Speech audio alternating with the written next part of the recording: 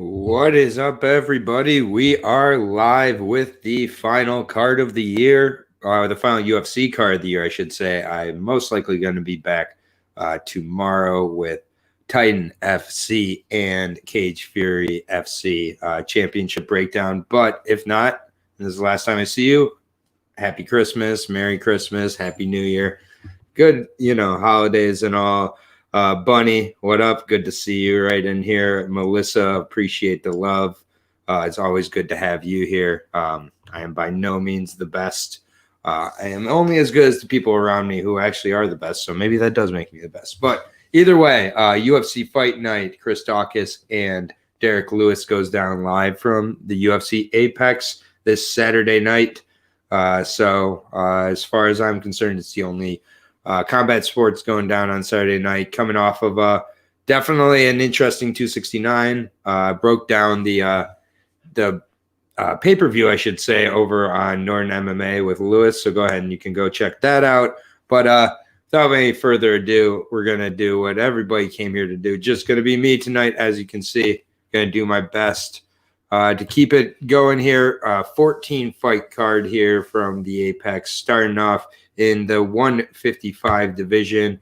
We've got Matt Sales taking on Jordan Levitt. This is kind of a weird matchup. Honestly, Matt Sales is usually a featherweight for one. And he's been off for a little while, but I'll get to him in a second. Going to be talking about the Monkey King, Jordan Levitt, out of Syndicate MMA, definitely known for the Brazilian Jiu-Jitsu and everything. Quality of this video, great. Such a sleeper card. Honestly, I agree. Most weeks we kind of joke. We talk about how a lot of weeks I say sleeper card. I'm so excited for this card. I'm always excited for the cards. I'm okay with a little less hype this week. The hype last week did enough for me for the rest of the year. So a little sleeper card here, I think, is just fine, especially with what we got at the top with Derrick Lewis and Chris Daukaus that's really being slept on. But Jordan Levitt, 8-1, the Monkey King. This is what he does. He grapples. Had a really impressive slam knockout of Matt Wyman to start out his career, but he's not going to get a lot of knockouts. 5'9", 71-inch reach, so not a big lightweight at all. I don't think that the lightweight division, or this being at lightweight, is a huge deal for Sales. And with that regard, coming off the loss of Claudio Puelles, we've seen Claudio Puelles, the Peruvian fighter. He's just getting better and better with each fight.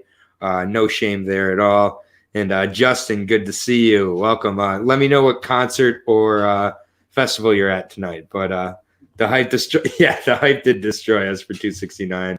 Bunny. We're getting back to it, but yeah, Saturday was a darker day for some than others. All respect to Charlie Olives, but god damn, that was rough. Biggest upset in UFC history, one of them. But Jordan Levitt is 3 fights with the UFC if you want to count the Contender Series against Luke Flores. 2 finishes in his 2 wins, an arm triangle choke. You're gonna see a lot of chokes, heel hooks. Beat a Johnny Walker, not the Johnny Walker. Other than that, pretty so-so level of competition. Izzy Williams is okay. Luke Flores is okay. He was 9-1, but kind of an inflated 9-1. Matt Wyman halfway out the door when he lost. Claudio Puelles, no shame losing to him. Matt Sales, he's been off for a little while, but 8-3.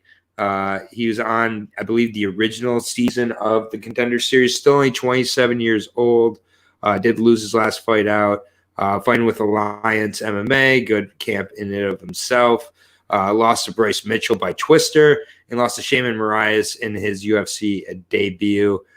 Beat Yazan Hajj by ground and pound on the Contender Series. He was in the main event, actually, there. Beat Christian Aguilera as well. So those are 2 of his more notable wins. A win over Kyle Nelson with 3rd-round arm triangle choke. Pretty impressive win there.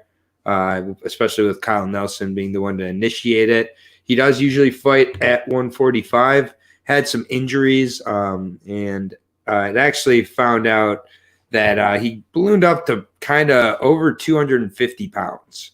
He's gotten his weight back down. He said this is kind of his trip back down to featherweight. He's just stopping at 155. I don't love that, but Matt Sales is a very dangerous striker. On the ground, he can hold his own. Getting twisted by Bryce Mitchell, I'm not going to hold that against you too harshly. But definitely has some good hands. A lot of knockouts on his record, both as an amateur and as a pro. Definitely more known for his hands, but he had a submission win. He's been off since the end of 2019, so we're looking at nearly a 2-year layoff here. It's coming down and fighting above his weight class, but I'm gonna lean ever so slightly towards Matt Sales. I just don't exactly have a lot of faith in Jordan Levitt's ability to get this fight to the ground. He has, you'll probably hear unconventional striking if someone's trying to be nice, but I think this, with Matt Sales, this could end up looking kind of like the Minner fight, sure. Minner and Ryan Hall from this past weekend, where Ryan Hall was just able to get to those spots and initiate the grappling. If he can get it to the grappling, I give this a Levitt. I just think it's mostly on its feet, and I think Sales edges it out. I think it is a close fight. Looking at the odds, Matt Sales is the slight underdog at plus 100, so very close, but I do have the underdog to start out the night here, minus 120 on Jordan Levitt. I just did not like what I saw of Levitt when the fight isn't able to get to where he wants it to be. Still pretty unproven here. And, but Sales getting up to 250 pounds during his injury. Not a lightweight, but not facing a huge lightweight here. I just don't think it's going to be an issue. I like Sales here in this fight. I would say by decision. I just think it's going to be close. But on the feet, I do think Sales has the edge and can put this fight away. Next fight, and by the way, there won't be any timestamps tonight. It's just a little bit too much to keep track of with trying to get the odds up, trying to get the next fights on, trying to keep track of the chat and everything. So hopefully everybody can understand that. But one fight down, 13 more to go. Mr. Many himself, MMA Ideas in the house. Good to have you here. Many is indeed a goat, as Bunny has mentioned here in the comments. And thank you, Bunny, for just kind of helping out with the comments. You're the best. So at heavyweight here, Don'Tale Mayes, King Kong, or what is it? Lord Kong? Sorry. Lord Kong taking on Josh Parisian, a guy who I actually got to interview before. Let's see. Josh Parisian, I interviewed him before 2 fights ago, 14-4. He's a Michigan man himself, 32 years old. Fighting out Scorpion Fighting System in Brighton, Michigan. I know that's like about 40 minutes away from me. We did interview him before. His fight with Roque Martinez ended up being a very, very close decision. Before that, kind of punched himself out against Parker Porter.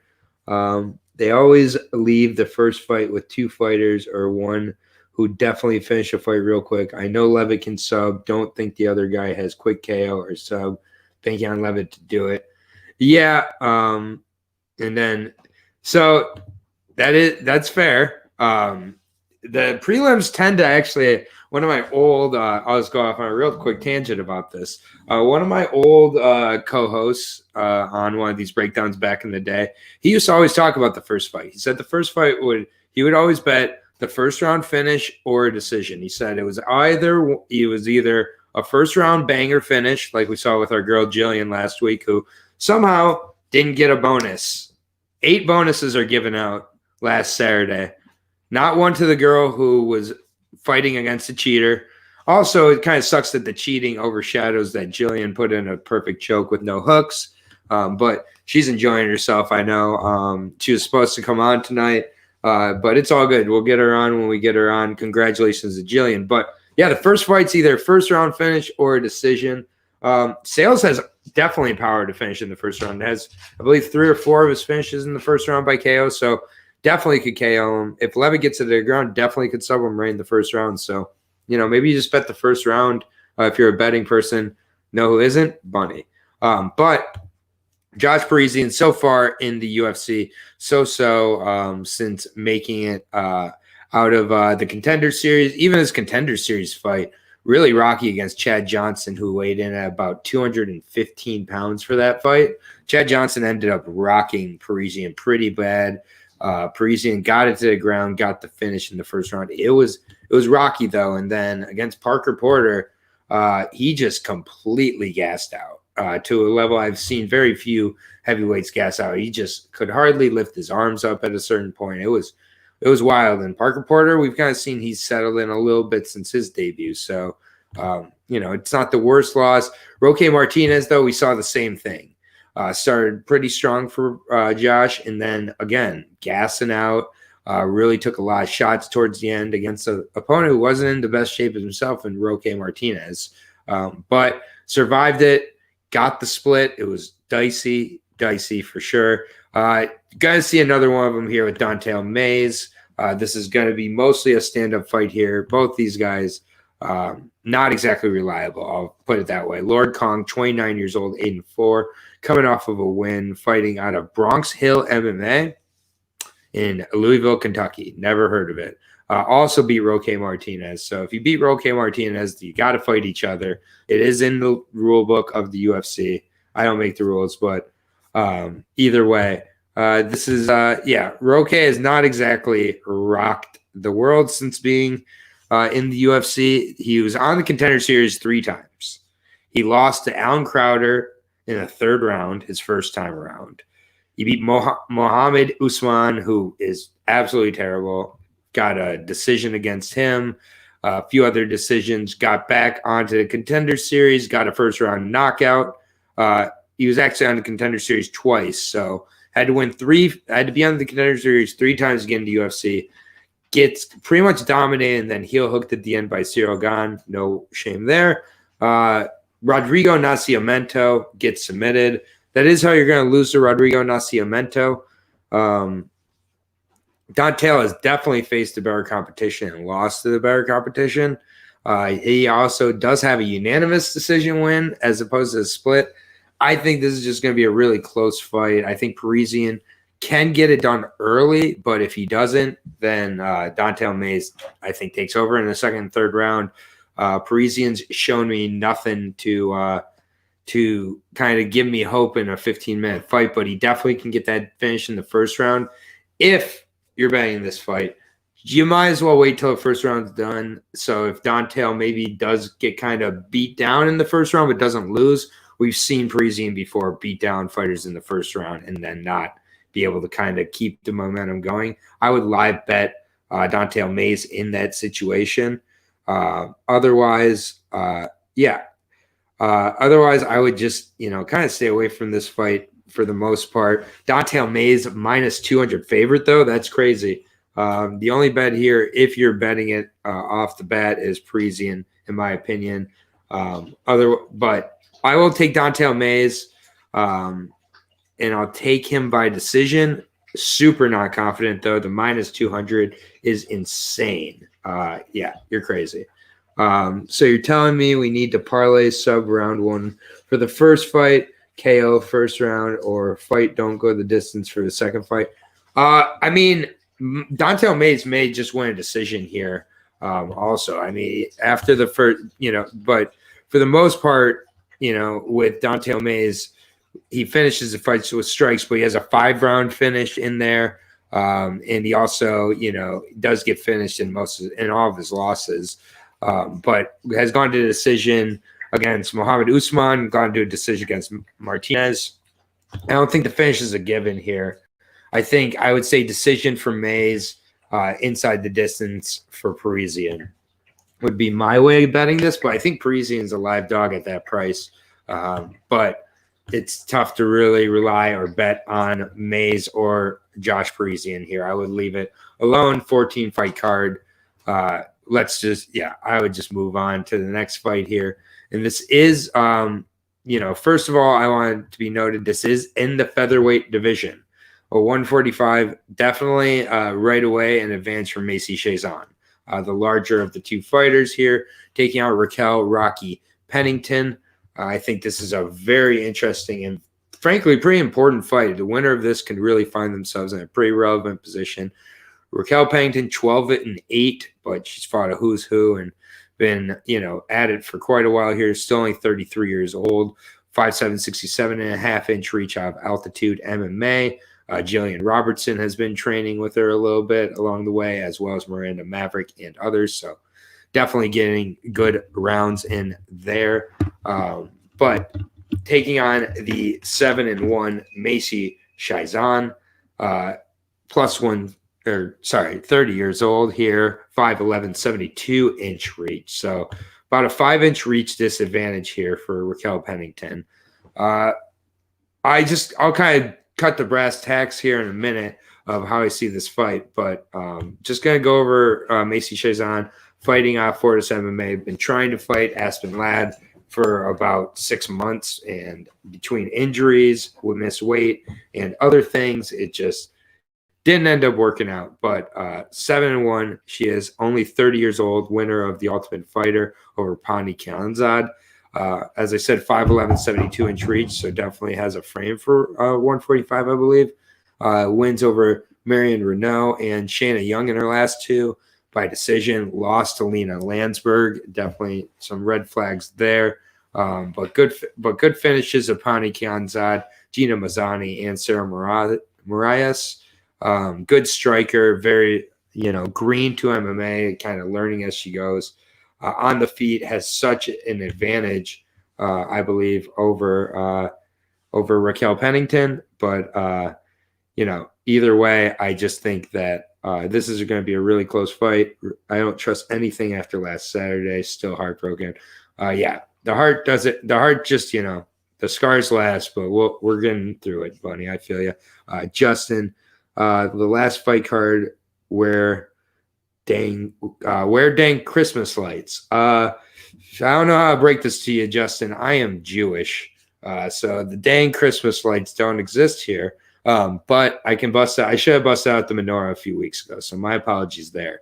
But happy holidays to you. Merry Christmas to you, Justin. But Raquel Pennington, definitely a really tough test for Macy Chiasson. I think she can throw in a similar game plan to frankly Lena Landsberg and have a good chance of winning this one.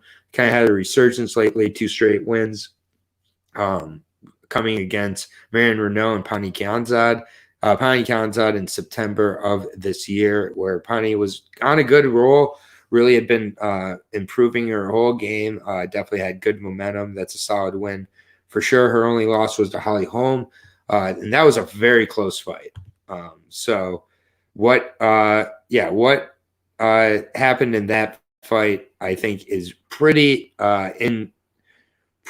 encouraging for Raquel Pennington. I think that the striking of Chiasson is powerful. She's a long striker. She's a direct striker, but she's a little bit rudimentary. And I think that experience against Holly Holm, she's had tons of experience against Germaine de Randamie, Amanda Nunes till the 5th round. Miesha Tate, she has a win over. I mean, it's Jessica Andrade. She finished after dropping. She's faced Holly Holm twice in her career. Split decision against her the first time. Jessica, she's faced some crazy high level of competition here. I really give her a lot of credit. I think this is a really great fight. And I just wonder about the size of Chiasson. And with it being at 145, I think that there's a little bit extra gas, a little bit extra cardio, and I think that edges for the grappling defense of Chiasson. Training out Fortis MMA, I think she's going to be prepared. I think Chiasson's getting better and better here. She's getting ready to take on Aspen Ladd for the last 6 months. If you don't think she's been training her wrestling, her get up, her takedown defense and everything, I just think that's kind of foolish. So I do like Macy Chiasson in this spot. I think she's going to be able to keep this on the feet. On the feet, she has a significant advantage. I think it could be very close. So Pennington's shown she can edge out splits. She can get splits against her. Pennington's a minus 190 favorite. I think this fight's very close. Plus 155 on Macy Chiasson. I'm taking the shot at the dog here in Macy Chiasson.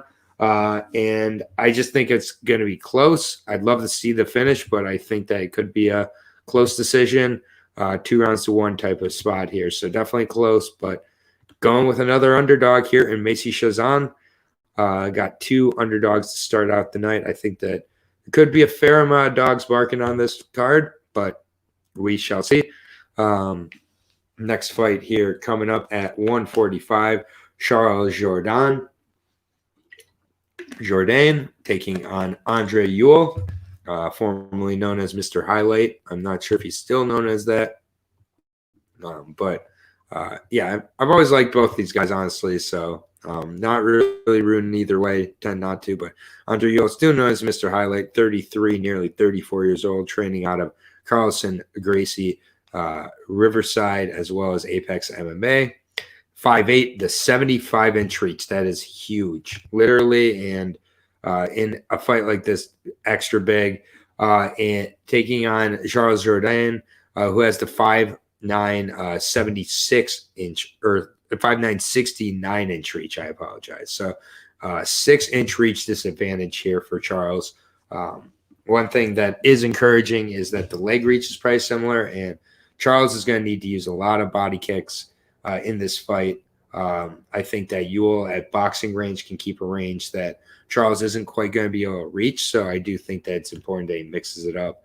Andre Ewell, though, 17-8, coming up from bantamweight here to 145, so lost a couple now to Chris Gutierrez, and Chris Gutierrez just kind of tore up the legs. It was at 140, made his way back down to bantamweight, got knocked out by Julio Arce, who used a very similar game plan before the knockout. So it does seem that Ewell has trouble with the leg kicks. Really puts a lot of heavy weight on his front foot, and I think it really does take a toll on him. And it's a clear hole in his game, absolutely. But Ewell's really exciting. He's a very good fighter. Has close wins over Jonathan Martinez and Erwin Rivera, though. Has lost anytime he stepped up to the upper echelon. Besides that, Henan Barrow split decision when Henan was quite on a downslope, with all due respect, but losses to Nathaniel Wood, Marlon Vera, Chris Gutierrez, Julio Arce.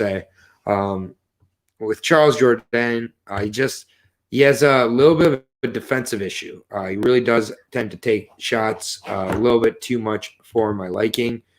He's really exciting, still very young, just turned 26, 11-4-1. He's a big featherweight. He did miss weight his last time out at 149.5. So, and then he got Darce choked by Julian Erosa in that fight. It was actually a catchweight, I apologize, because Julian took it on short notice.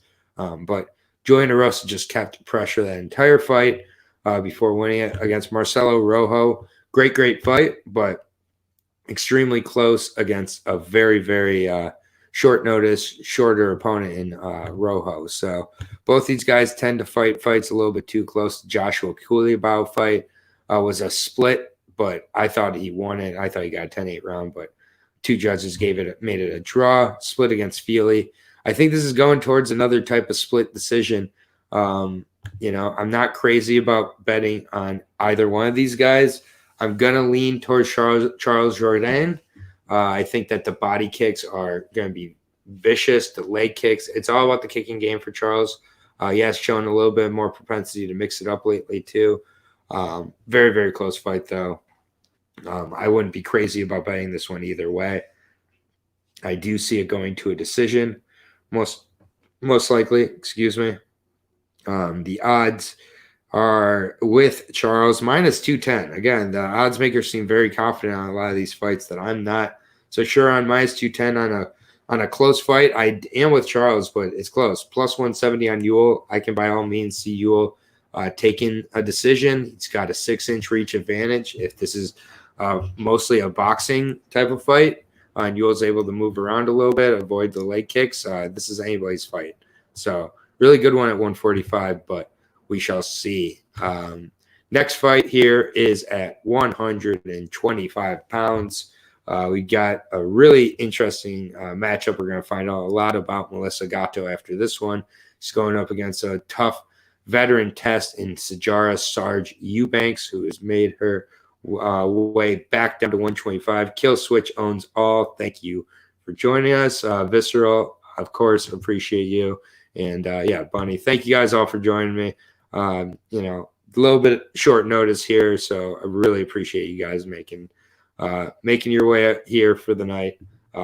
I've been appreciating doing this channel throughout the year.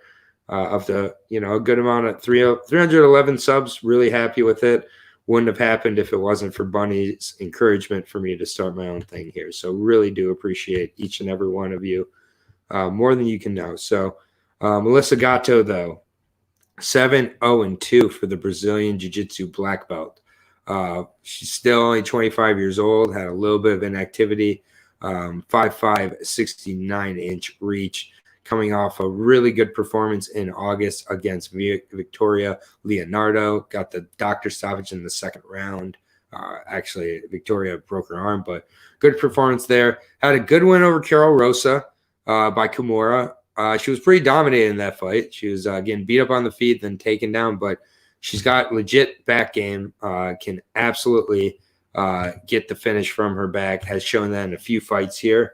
Against very low competition, however. Carol Rosa was not low competition at all, but the rest of it pretty low, pretty not great.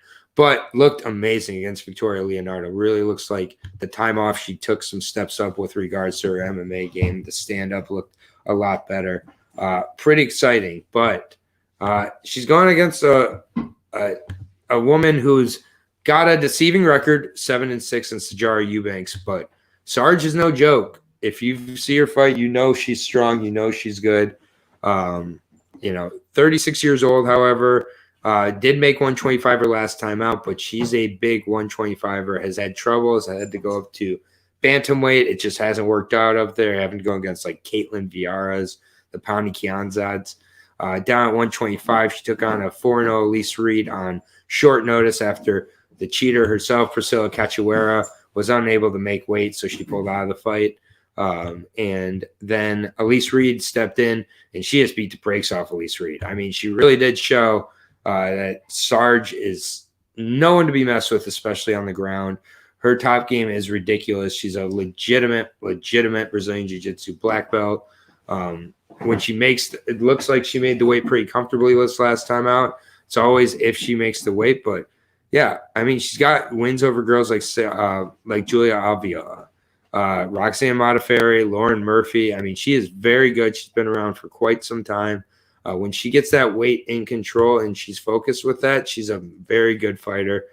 Gatto came back very excited in that first time back, but I'm telling you right now that I'm not sure you're going to be getting what you want here, Justin.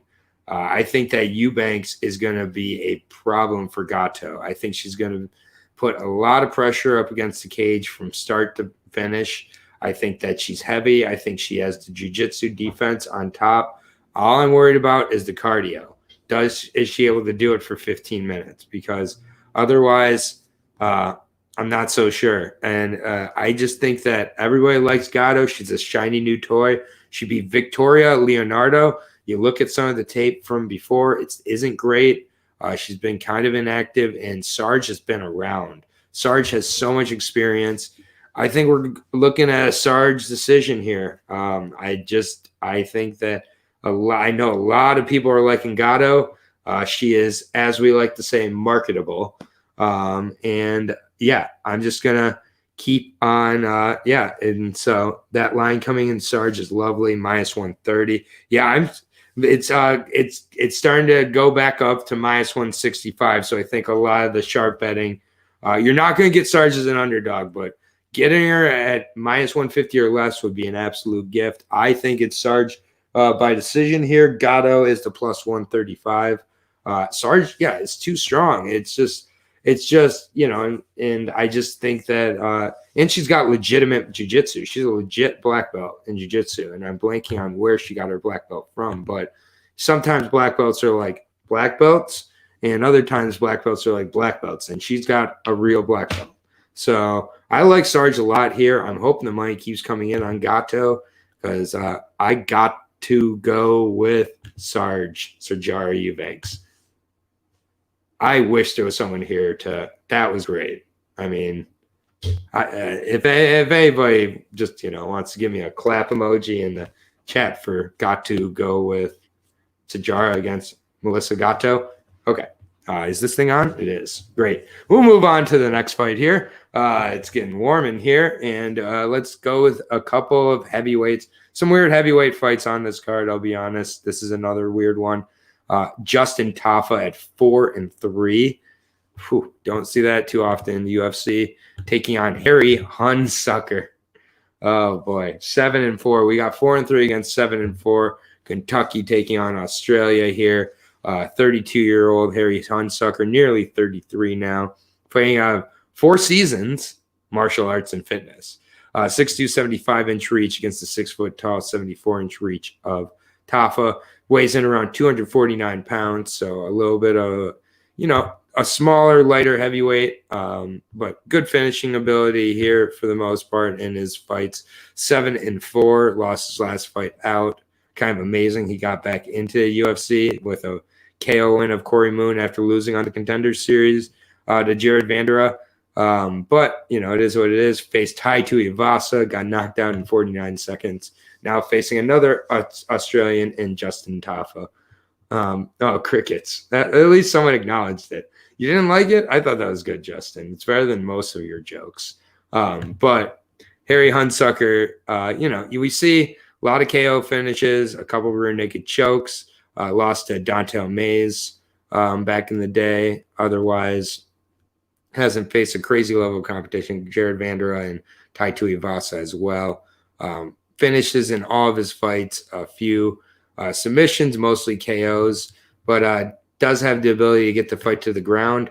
Straight up, that's what you want to do with Justin Tafa. Even if you keep it on the feet, I think you got a decent chance too. Justin Tafa does not seem to be ready for the UFC yet, to be honest with you. 4-3, lost his last 2 out to Jared Vanderaa and Carlos Felipe. He's tough, but got knocked out by Jorgen De Castro on an eyes shut overhand right counter. And yeah, it's just honestly, I think that I don't really. Oh, thank you, Lewis. Hell yeah. Top fucking joke. You hear that? Top joke. Got to go with, well, for this fight, I got to go with the MMA fighter. And even though he kind of sucks, I'm going with Harry Hunsucker here. I have no faith in Justin Tafa. I don't believe he can stop a takedown. I don't believe he can get up. I don't believe he can stop like an Americana, key-lock, Kimura type of position. I'm going to take Harry Hunsucker. Losers leaving town before they could get to the back either way. Don't bet a lot on this fight either way. I'm telling you, just stay away. But I'm going to take a shot at Harry Hunsucker. Justin Tafa is a -350 favorite. This is laughable. Plus 260 on Harry Hunsucker. I'm just saying Justin. It's the only move here when Justin Tafa is -350 is Harry Hunsucker. It's Hunsucker's fight to lose. Tafa is such a Bellator. Yeah, a Bellator prelim signing too. Yeah, this is Hunsucker's fight. Someone explained to me who's betting Justin Tafa at -350 because that is insane to me. How in the world is I don't care how much Harry Hunsucker might suck, but Justin Tafa isn't any prize pick himself, man. This is crazy odds. I'm not betting Hunsucker heavy, but I think Hunsucker can definitely get the finish. Just go for the takedown, Hunsucker. Just do the right thing. Don't stand at long punching range. Crowd them, takedowns, and this is your fight to lose. What a weird fight. And definitely should be the opener. It really does show they don't put the worst fight as the opener. Jillian showed it last week. It's been shown many times. And this is nearly in the middle of the prelims here. So who knows? But next fight is at bantamweight. This is a really interesting fight for sure. And then let's see. Once fight round props come out, I'm doing a fight not to go the distance. Wonder Boy fight to start the second round. Lewis fight to not go the distance. All parlay for 10 units. Okay. Yeah, that's not bad. I don't mind that sneaker. sneakers at all. And then, yeah, I reckon 90% of fans forgot about Tafa. Didn't realize he was still there. Minus 350, dude. Justin Tafa is a minus 350. If you're betting that, get yourself checked into a mental institution. That is, you have a gambling problem. Leone Barcelos taking on Victor Henry here. La Mangusta. 21-5 record for the 34-year-old. About two 34-year-olds, nearly the same age, like down to the day. Victor Henry making his debut here, 21-5, 5'7", 136 for his last fight. UWF USA is where he fights out of. This guy's a very exciting fighter, really high pace, good energy for sure. Josh Barnett trained catch wrestler, so out of UWF, which is his gym. Beat Albert Morales at LXF 5 back in October of this year. Got the rear naked choke. Has a couple decent wins on his record over guys like Yuki Montoya and Matasori Kanahara. But not the highest level of competition. Has a split over Kyler Phillips back in the day, though. And that definitely has held up well. Has faced a good level of competition in his losses. Only finished by a footlock. Otherwise, goes to a decision in all his losses. Definitely fights hard. Fights at a good pace. But he's just going against a really tough guy here in Leone Barcelos, 16-2. Coming off of that loss back in June of this year, however, against Timur Valiev, it was a majority split. It was close. Originally it was supposed to be taking on Rojo. Had a few other Sunsao and Divashvili drop out. So had a few fight changes before that. Had wins over Nurmagomedov, Saeed, and Kaid Taha. Good overall game, good jiu-jitsu, good stand-up game, good Muay Thai. Wins over Bobby Moffitt, Dan Moret, Kurt Hullabaloo, and Chris Gutierrez. But, it's just a little bit of the thing with Leone Barcelos is have we seen his best stuff kind of before he's been able to get to that upper echelon? And to be honest, I'm not sure. I think this is going to be a close fight. Again, though, I think that Victor Henry is very, very ready for the UFC. I think he's going to get multiple wins in the UFC. But I got to go with Leone Barcelos in this spot. Really good fight with Timur. But, yeah, I definitely got to – I just don't quite have the confidence to go with Victor, but I think Leone wins this one. Not Ben Victor here. Have a good night, Lewis. Thank you so much for stopping in, my friend. Great to see you as always. Shout out to Lewis. Northern MMA. Check out the 269 recap show on his channel right now. But, yeah, I like Barcelos here. I think he gets it inside the distance. He's a minus 335 favorite. Pretty heavy there. I'm going to look for some ways to chop it down inside the distance. I do like for this, even if Victor Henry has been tough to finish. But honestly, I just think that with Henry, he's just he's definitely wanted this spot. You got to be careful with these guys. We're going to be talking about Mearshart here in a little bit. These guys will get 20-plus fights before making the UFC. They come in so ready. Saw it with Jimmy Flick. We've seen it with others where they come in and they make up for lost time. And both these guys the same age. It might come down to the gas tank. But I'm rolling with Barcelos here. I think he gets it done inside the distance. Good fight, though. And I'm excited to see Victor Henry in there. I do like both these fighters. Got no problems with any of them. We're on to the featured prelim, which just mentioned him. Gerald Mearshart, GM3. One of my favorite fighters, one of the best submission guys in the division. In fact, has the most submissions in the division. So most would not think this about Gerald Mearshart, but really came in with a very advanced record and paid off at times. Other times he's not been able to get going and get knocked out, taking on a 13-3 Dustin Stolfus.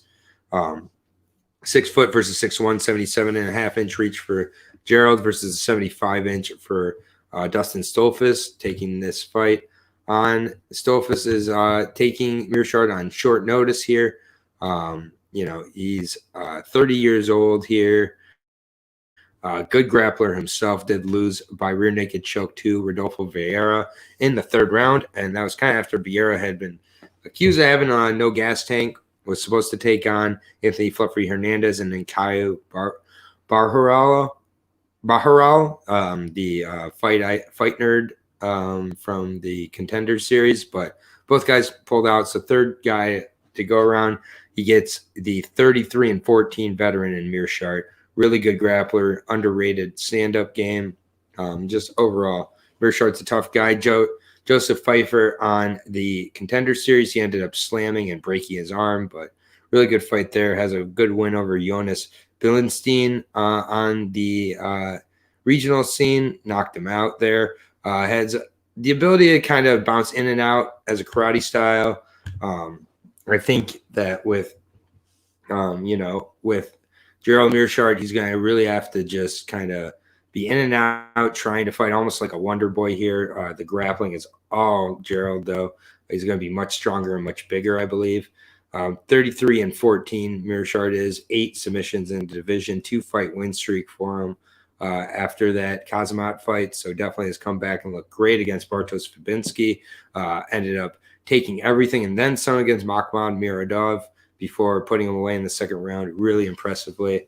I think that this is just Mearshart's fight all day long. We are so used to kind of seeing him come through as an underdog, being good fights, but I just think Stolfus is just outmatched here. He doesn't have the power to get the respect of Mearshart. The grappling is in Mearshart's end. The experience is on Mearshart, the size, the wrestling. Everything is ticked for Mearshart. Mearshart is one of my most confident picks on the fight card, which is great to say. I really like him, and I'm not just saying that as a fan, but genuinely, I think this matchup is all Mearshart. Minus 230.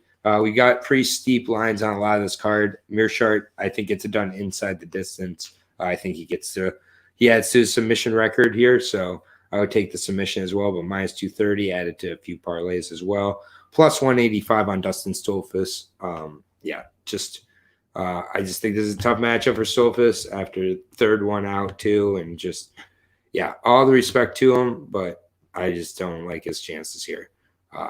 Gerald Mearshart, very confident in that one.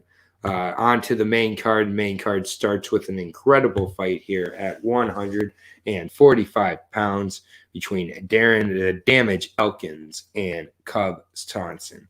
This is an awesome fight. I am so pumped to see this one go down. Cub Swanson definitely has had a really long storied career here. Now 27 years old, or not 27 years old, 38 years old, sorry. 27-12 overall in his career out of Jackson Winklejohn, 5'8", 70-inch reach, taking on the 37-year-old out of Sacramento, California, Team Alpha Male product, 5'10", 71-inch reach for Darren the Damage Elkins. Killer Cub Swanson, he's fought all over the place, fought a who's who. The last 5 out have been, a little bit mixed here. Got stopped by Moicano, got split decision against Shane Burgos, no shame there. Beat Kron Gracie in a pretty good but competitive fight. Finished Daniel Pineda after nearly being finished in the first round himself. And then he got pretty wrecked against Giga Chikazian. So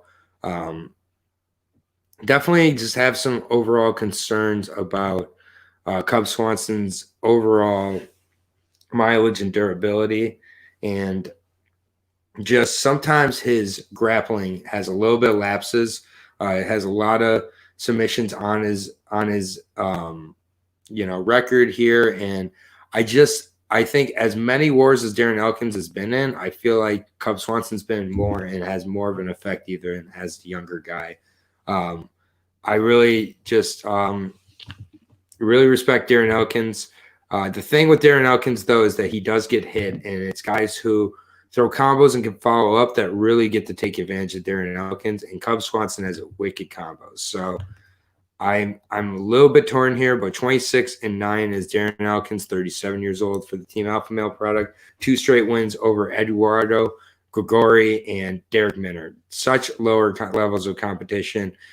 Before that, had lost 4 straight to Volkanovski, No Shame, Lamas, Ryan Hall, and Nate Landwehr. The Nate Landwehr one particularly is what gives me some struggle here. Definitely, I think that a lot of people are I feel like Darren Elkins is a lot of people's kind of dog of the week here.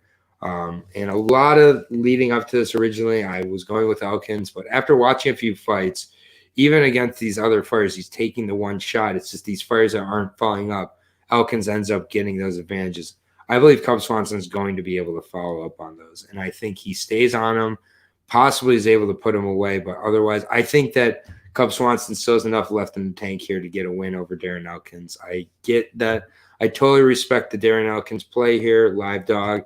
Elkins wrestles well sometimes to win. Yeah, I get it. I just, on the feet, there's such a disadvantage, and I do believe Cub Swanson has the chops to get this one.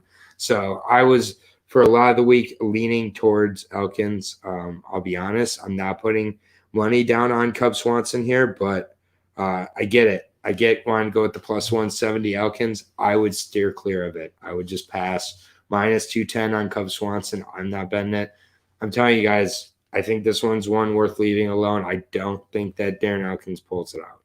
So I'm rooting for him, though. So I'm going to be sitting back and watching this one with little to no bets. Maybe I bet the over 2.5, but I'm sure that's going to be juiced. But if it's under what Cub Swanson is, I'll go with that. Otherwise, just going to leave it alone. I would suggest the same to you guys. I get the temptation of wanting to go with Elkins. I'm just saying, if you see him turning into a punching bag, you're going to be mad you made that bet. All right, we are cruising here through the final UFC of the year. 155, this is an outstanding matchup here. It's now just Diego Ferreira, no more Carlos, taking on Matuis Gamrot. This is an incredible matchup between very credentialed grapplers with pretty good stand-up themselves, 19-1 versus 17-4, 36 versus 31. And Gamrot here, the gamer, is 5'10", 70.5-inch reach, going to have a 3-inch disadvantage to the Fortis MMA product.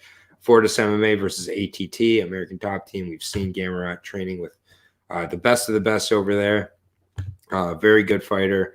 The Polish fighter, 19-1, 2 straight wins since dropping a split to Gurad Kutaledze in his debut. Very close split. A lot of people had it for Gamrot. Has multiple wins over Norman Park prior to the UFC. Had a nice finish of Scott Holtzman with the KO in his second fight against Jeremy Stevens. Put him down and right into Kimura. Extremely advanced grappling for Gamrot. I think that he's in for a much tougher fight here in Diego Ferreira. I think that Diego Ferreira is a very good fighter, but I'm just wondering at this point if the better days are behind the 36-year-old. Last fought in May. He lost a close, not the close fight he lost was a split decision in February to Beneil Dariush, who's now fighting for a potential title shot. Then kind of got overwhelmed by Gregor Gillespie in the second round and put away towards the end of the second round. Fortunately, the Grant Dawson fight went away. I think that would have went pretty similarly. But Matuis Gamrot, very good grappler. It's just on the feet. I kind of wonder about his ability to take a shot. I think Diego Ferreira really needs to look to push the pace and blitz early on in this fight. I think he can possibly catch Gamrot. But otherwise, I think Gamrot might really have the goods here. I think he might be catching Diego Ferreira on the downslope of his career. But again, Ferreira has really solid wins. Obanov Mercier, win over Hustam Khabilov, win over Taisumov and Pettis. All very good wins there. But I think Matuis is catching Diego at the right time here. I think Matuis is going to be able to get the decision here. I don't know if I can get him to get to the finish, but yeah, I like Matuis in this spot. I think on the feet it's close. On the ground it's less close, but either way, probably going to be a close one. Matuis minus 200, plus 160 on Ferreira. Don't love the price, but I can understand it. Now, just what prop bet topping you like on your dogs? I don't know what you're asking, Justin. I never know what you're asking. But going to go with Gamarot here. I think Ferreira is kind of on a downslope, and Matuis is kind of on that upswing, improving in a lot of areas that earlier in his career weren't exactly strengths. So, yeah, I think it should be a good one for Matuis here. Next fight, 135. Really interesting, good matchup here between Rafael Assunção, the Brazilian vet, and Ricky Simone, the out of Colorado. Ricky or Washington, I should say. There's Chico making his appearance.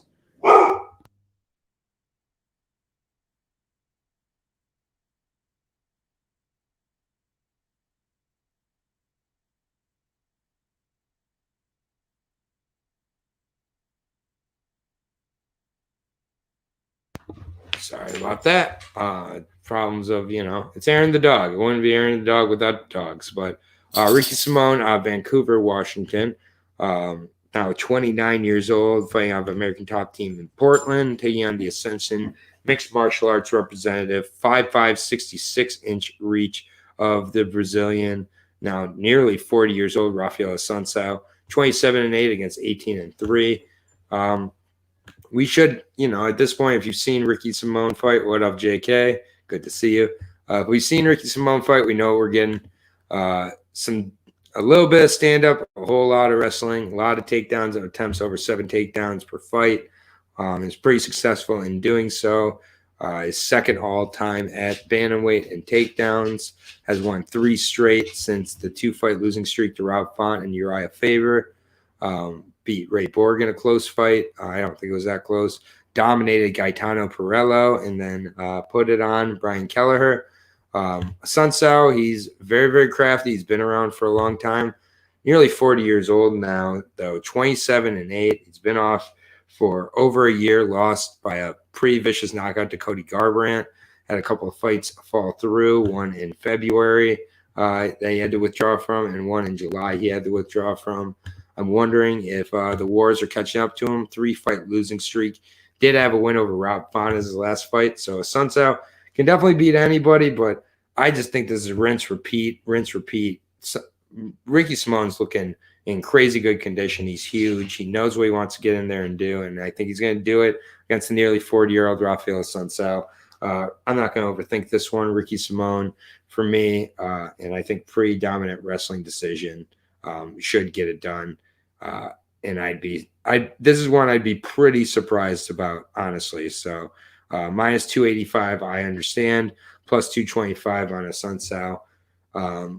Good luck. I just think that Ricky Simone cruises in this one. Honestly, I think I don't see what Assunção throws up that Ricky hasn't seen. So I like Ricky kind of physically overwhelmed here. Definitely one of my favorite picks on the card here would be Ricky. The Ricky Mearshart. Ricky and Mearshart so far are 2 ones that particularly I'm more confident in. Hayoni Barcelos as well. So Ricky, Mearshart, and Barcelos, I like those 3. Honestly, Cub Swanson, I like quite a bit too. So next fight here at 115. It's going to be a pretty interesting one. Amanda Lemos taking on Angela Hill. Angela Hill fights everybody and their mother closely and ends up losing a lot of those fights, as we can see from the record of 13-10. 36, nearly 37 years old for the New Yorkers. 5'3", 64.5-inch reach against the 5'4", 65-inch reach of the 34-year-old Lemos, who's getting a little bit of a hype train going here. 10-1-1. Angela Hill overkill here. She's very, very tricky. She can fight anybody close. Comes up short in a lot of these matchups. Came up short against Tisha Torres her last time out. Beat Ashley Yoder. Splits against Claudia Gadea and Michelle Watterson in fights where I think that they were very close, and arguably Angela Hill won them. It's just a little bit of a mix-up in MMA. And then wins over Keralosi, Cyphers, and Loma Lukman Bumbe. Alliance MMA, training with the likes of Jessica Penne and others here. And honestly, I just think that Angela Hill is being really counted out here. But I think Angela Hill can fight with anybody in the division, including the 34-year-old Amanda Lemos here. Very, very powerful, good stand-up. But, 10-1-1 here, 34 years old. It's won 4 straight here. Gotten the finish of Montserrat and Liviana Souza by first round finish, but went the distance with Mizuki Inoue. And, fight that was kind of close. Finished Miranda Granger, lost to Leslie Smith in her debut. Definitely kind of a concern there. Leslie Smith, not exactly super dangerous and finishing in the second round with the elbows. Not too tested other than that. I get it. She's looked very, very good over the last few, but I don't see her walking in there and knocking out Angela Hill. And if this goes 15 minutes, it gets very dicey, I think, for Lemos as the power starts to dwindle. And if Hill can throw on a little more volume, mix it up, put it to the cage once in a while, wear down Lemos a little bit, Hill can definitely eke one out here. And, I just think that it's a very close fight. Could be very well a split. And if that's the case, I think that Hill with the volume could kind of equal one out here. So I'm going to take Angela Hill in this one. I just think Amanda Lemos is very, very impressive from a physical perspective, but I think as the fight gets pushed a little bit later, I'm kind of curious a little bit here. I think it's going to be close, though. I could see it going either way on the decision, but I'm going to go with Angela Hill here when the price is at what it's at. And we'll see what. But last I checked, Lemos was, minus 360 favorite, plus 270 on Angela Hill. Take a shot on the dogger pass. You don't gotta. I don't think betting Amanda Lemos makes a lot of sense. And Angela Hill is not finished too often. She has 10 losses, and of those 10 losses, she's been finished in. Hang on, one by armbar. Yeah, a rear naked choke, one by armbar and a couple of rear naked chokes. So she's been finished by submission a couple times, and that's it. And Lemos, I think for the most part, is going to be looking to keep this on the feed. Ironically, one of her finishes was against Randa Marcos. Randa Marcos finished her. So Randa Marcos doesn't finish much, but she finished there. Give me Angela Hill, split decision. Why not? But this one, I wouldn't suggest betting on too heavily. I think it's going to be close. We're to the co-main event here. 13th fight in. Really, really awesome last 2 fights of the year. What a year. Just real quick, I'm not, 2021 was such an incredible year for the UFC. I had the pleasure of going to quite a few of the pay-per-views, and they really did live up. There's just nothing quite like being there. But week in and week out, they found a way to really get these fighters to be able to safely fight, get to the cards, and everything like that. And I just really do appreciate the sport of MMA keeping me a little more sane in the year of 2021. The people I've been able to meet through this sport, it's been tremendous. And I'm very, very grateful for everybody who's checking it out and the sport. Co-main event. Stephen Wonderboy Thompson taking on Bilal Muhammad. Remember the name. 19-3 versus 16-5. 2 good fighters here. Bilal Muhammad, 33 years old, 5'11", 71-inch reach. Going to have a 4-inch disadvantage to 6-foot-tall upstart karate fighter. Also fighting on TriStar and Stephen Wonderboy. Rufus Sport for Bilal. Bilal's, he's been on a little bit of a roll lately. I had the eye pokes against Leon Edwards after losing that fight. But besides that, been a good 2021 for him. Knocked out, really outworked Diego Lima, outworked Damian Maia. And, he's just very, very good, well-rounded fighter. Good stand-up defense, better grappling. The wrestling is really where he gets it's bread buttered. Losses to Alan Joban, got finished by Luke A, and then a loss to Jeff Neal. No shame in those fights at all. He has won 4 straight over Melender, or 5 straight over Melender, Sato, Lyman good, and Diego Lima and Maya coming into this one. But it's gonna be a tough one here for the newly contracted 4-fight contract for Stephen Wonderboy Thompson. So definitely puts to rest that he is anywhere close to done. Did lose his last time out to Gilbert Burns. I think that Bilal Muhammad would be very, very smart to fight in a similar way. You peaked when Brian Barberena took a Grammy $15 to go on your show as a one-off. Well, enter and kiss my. How are you doing, Pipsqueak? Okay. I don't know what you're saying. But all right. Brian, you mean Brian Battle?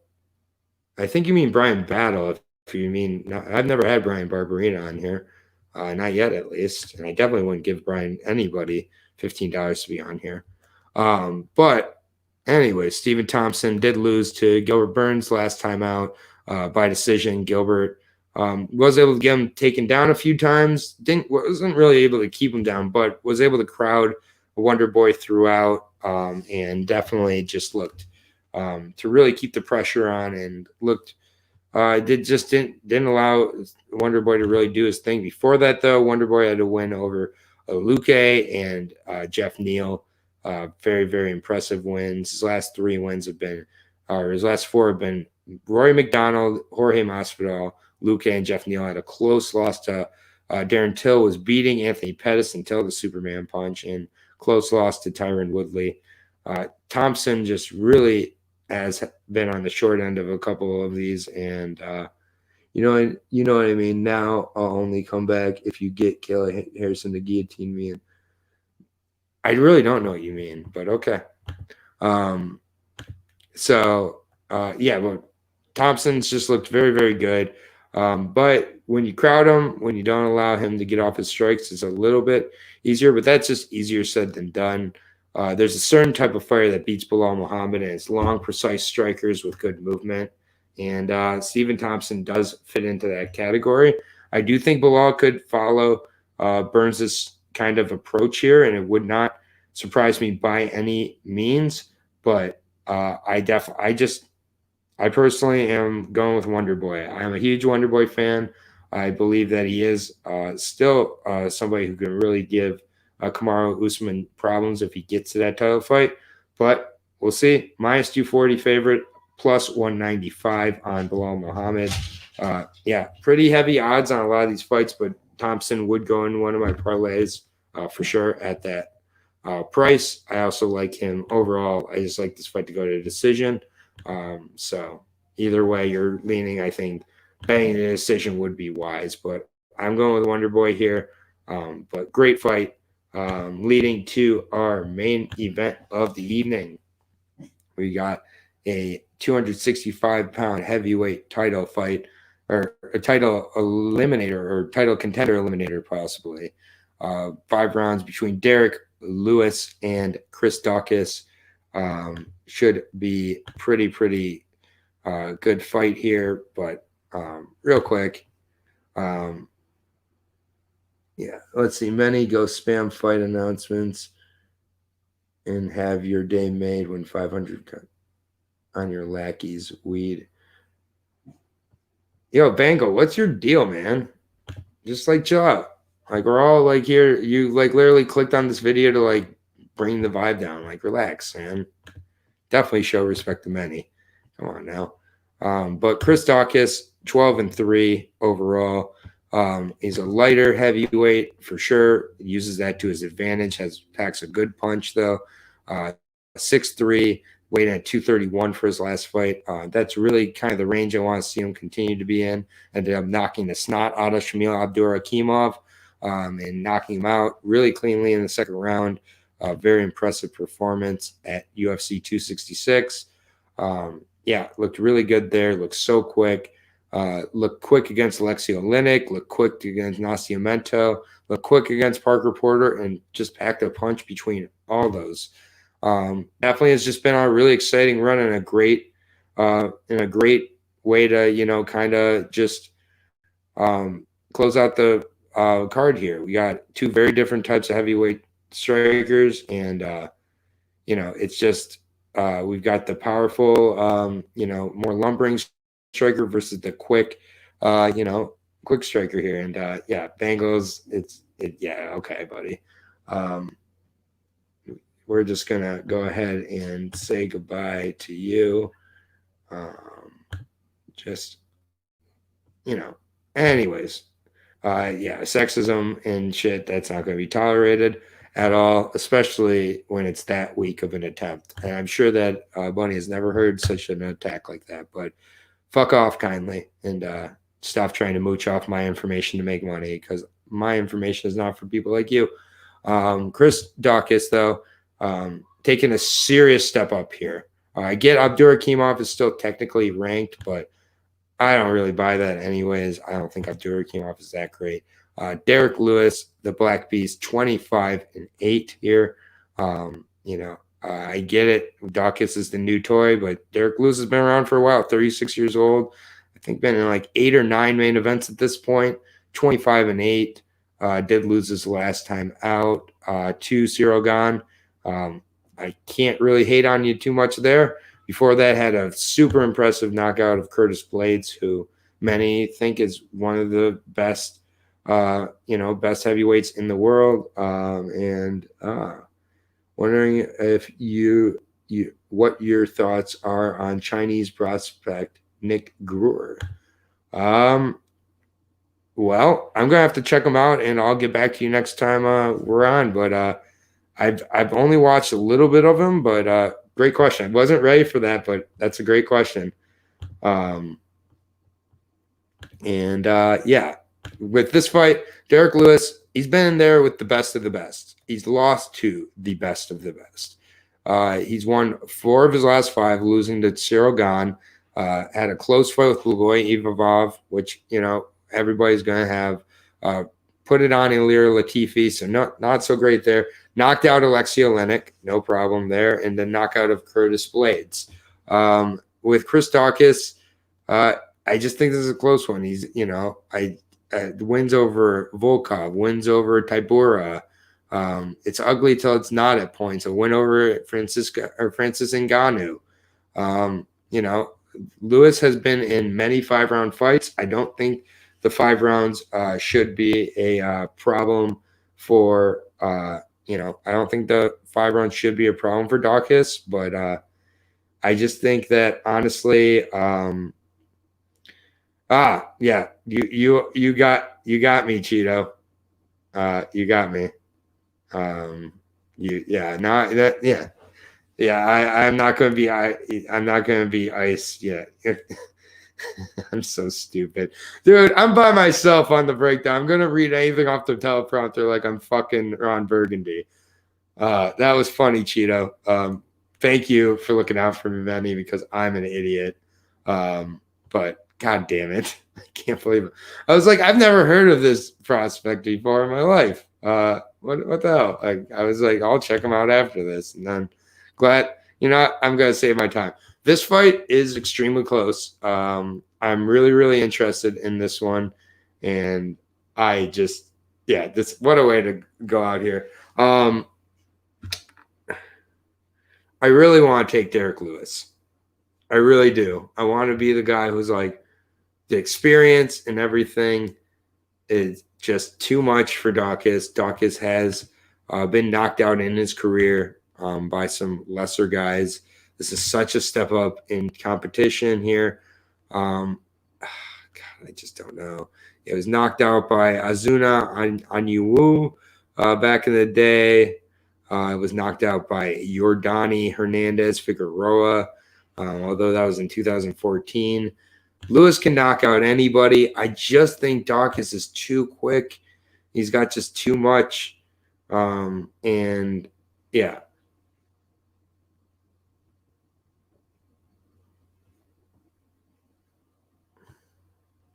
either way, it's just good to see that we got a good heavyweight fight to end up on the card on here.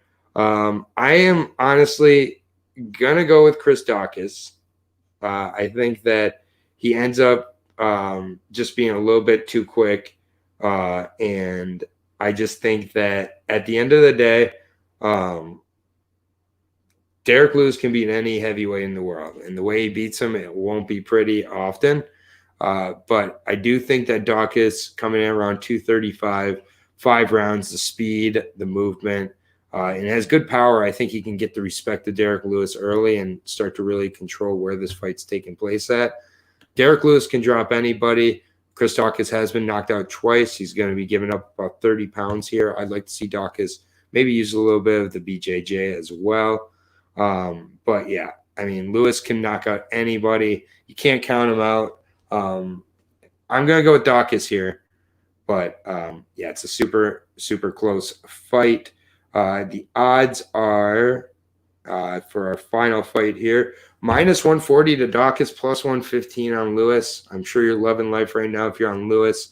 I respect the Lewis pick completely. I like Daukaus. I really do.